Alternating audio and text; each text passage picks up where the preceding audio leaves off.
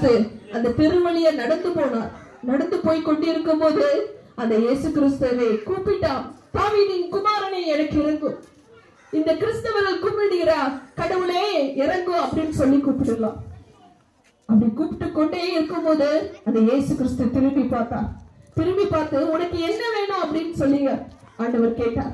அதே போலதான் அந்த இயேசு கிறிஸ்து இன்று உங்களுக்கு கேட்கிறார், உங்களுக்கு என்ன வேணும், என்ன பிரச்சனை இருக்குது என்கிட்ட சொல்லுங்க அப்படின்னு சொல்லிட்டு இயேசு கிறிஸ்து கேட்கிறார். அதே போல அவனிடம் கேட்கும் போது அவன் பார்வை அடைய வேண்டும் அப்படின்னு சொல்லி அவன் கேட்கிறான்.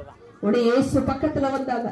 யாருமே அவன் பக்கத்துல வரல, யாருமே அவனை நோக்கி பார்க்கல. ஆனா அந்த இயேசு கிறிஸ்து பக்கத்துல வந்தாரு, சுகம் கொடுத்தாரு, கண் பார்வை அடைஞ்சது. அதே போல அவன் ஆண்டவரை துதித்தான். எல்லாரும் அவனை பக்கத்துல வந்து பார்த்தாங்க.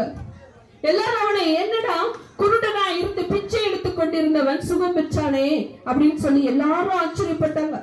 அதே போல நீங்க உங்க வீட்டில தனிமையாய் அழுது கொண்டிருக்கலாம், எவ்வளவு வேதனையில இருக்கலாம், கடை பிரச்சனை, பிள்ளைகளுக்கு வேலை இல்லாம இருக்கலாம், திருமணமாகாம இருக்கலாம், குழந்தை பாக்கியம் இல்லாம இருக்கலாம், நீங்க கஷ்டத்துல இருக்கலாம், உறவினர்களால கைவிடப்பட்டவர்களா இருக்கலாம்.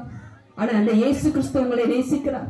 அதுக்காக தான் நாங்க இவ்வளவு தூரமாய் வந்து உங்களிடம் சொல்ல கேட்கிறேன், தாழ்மையுடன் கேட்கிறேன். அந்த இயேசு கிறிஸ்து உண்மையுள்ள தேவன். நீங்க உங்க வீட்டில ஒரு மரத்தை வைத்திருந்தீங்க.